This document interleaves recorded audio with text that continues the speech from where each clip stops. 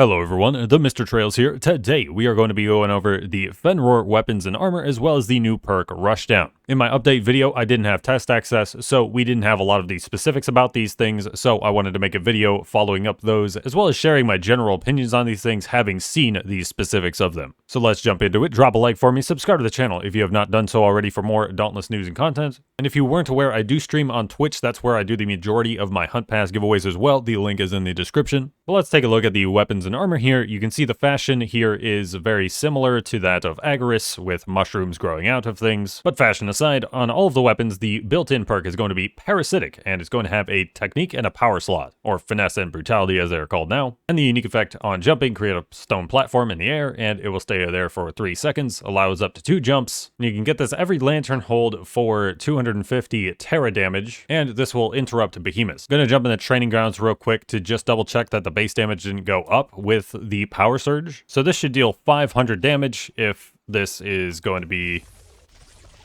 similar, and looks like it does. Although on the tail, it got a part damage bonus there. All right, you can see the first one. So the second one takes a lot longer to actually deal the damage, but it is doing the appropriate amount of damage as stated on the weapon. And let's check real quick if damage increases are going to affect this. I do believe they will, so that means we are going to have a special damage type here. And it indeed does affect them. At 654, that means we have a special damage type. And that means we'll see stagger damage on all of the weapons except for repeaters. And then we should see wound damage on the pike. We can test that out real quick. So we have 1.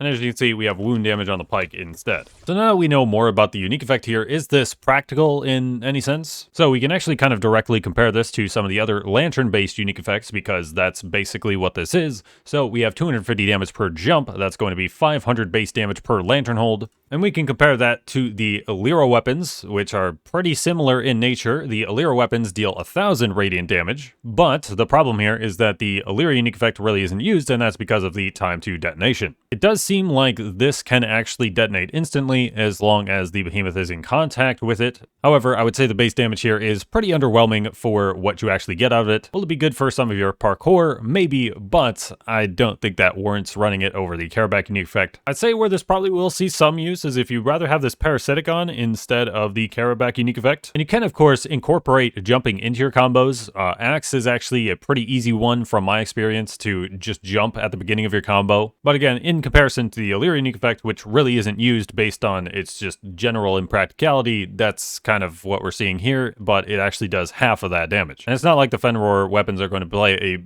key role in progression either, because you are going to run into Carraback before you run into Fenroar, and that means you are probably going to have the Carraback weapons already, so you just wouldn't end up using this. So I'd say this would need a substantial damage buff to consider using it. And hey, maybe this was intended to be a little bit stronger, because here we have 250 Terra damage, and if we go to another weapon that I have not power surged yet, we can see here it's also 250 right here. So maybe this is a case where the damage on the power surged version is wrong, so maybe we could see this be increased. Going into the air in Dauntless in general is just kind of a scary situation. You can't dodge while you are in the air. Of course, you do get a platform to stand on, but you know, it doesn't change the fact that your platform could bring you off the ground onto the behemoth, and then you can't dodge from there. Frostwolf, I believe, gives 10 ticks of damage, so that would be 650 damage per lantern hold here. Even if they did bump this up to 750 per lantern hold, you know, so that would be 375 damage per stone. I don't think we would be really enticed to use this that much. I would say we'd probably want this to be 500 per stone if we want to really incentivize us to even learn how to incorporate jumps into our combo rotation. You know, if you're trying to change how the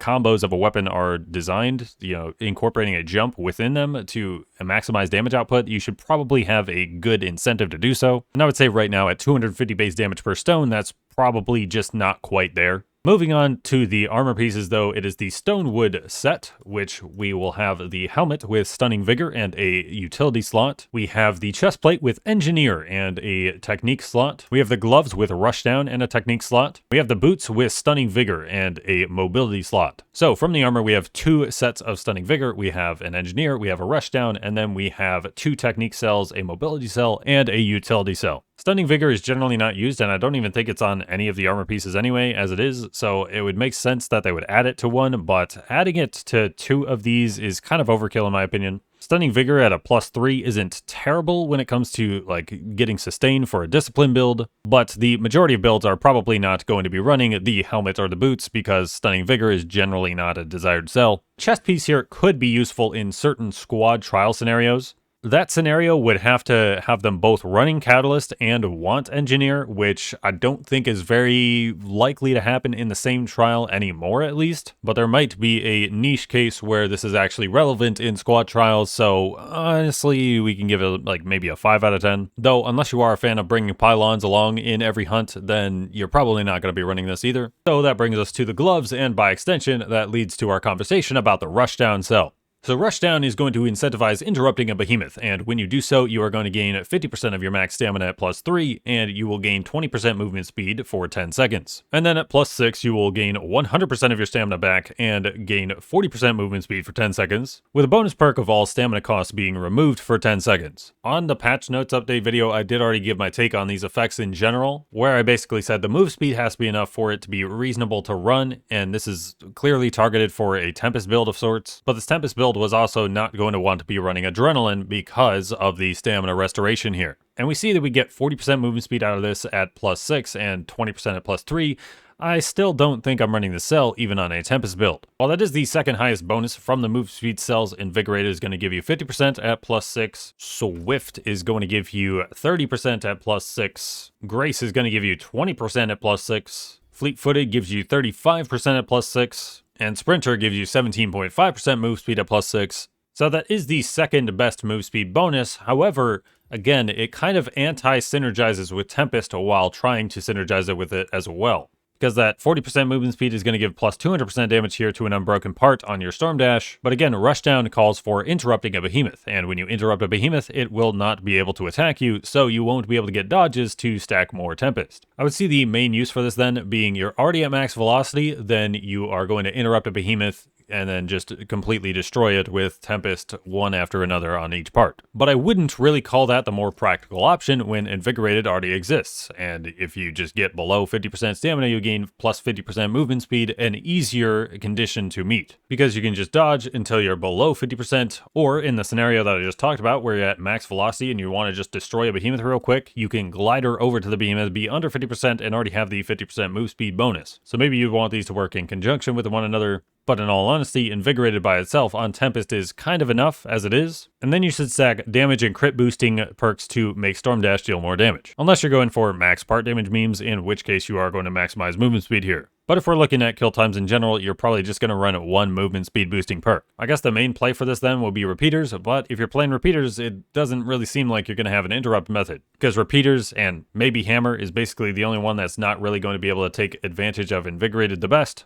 But then again, you could just dodge a bunch to get the Invigorated bonus, so why wouldn't you do that instead? So yes, while we did get a new unique effect in this patch, as well as a new armor set and a new perk, I would say the majority of this is going to go unused. Theoretically, the Fenroar unique effect is slightly underneath the Frostwolf unique effect, but if you want my take, it should probably be higher than Frostwolf DPS output, given that this is the weirder one of the two to use. But if you are going to want this gear for the sake of completion, then you are going to want to spam Razorcliff Isle a bunch. If I'm not misremembering, the armor is going to require tails and the head break, which is not the horn break, but the head break after that. And then I believe the weapons require the horns and the legs. And if I'm confusing that, it's the head breaks versus the horn breaks here. The main bottleneck in getting this gear and maxing it out is going to be both the epic drops as well as the general slay drops when you are crafting them. I was hunting Fenroars with Texas Ranger for about 2.5 to 3 hours, and in all that time he only got 10 epic drops total, which is only power surging 2.5 things here. And then it's 12 sleigh drops per craft of anything, I believe, so that will end up taking a lot of those. But that's, again, if you are trying to be a completionist and you do actually want the gear because of that. Otherwise, to all of this gear, pretty much, I would say it's not really going to be useful whether you're early game, mid game, or end game. Trials players might want to get that chest piece just in case, but it's probably not going to be too useful,